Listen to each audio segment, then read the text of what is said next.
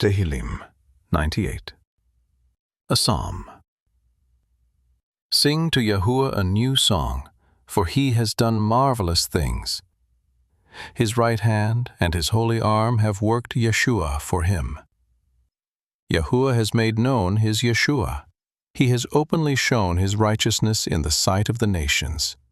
He has remembered his chesed and his faithfulness toward the house of Yisrael. All the ends of the earth have seen the Yeshua of our Elohim.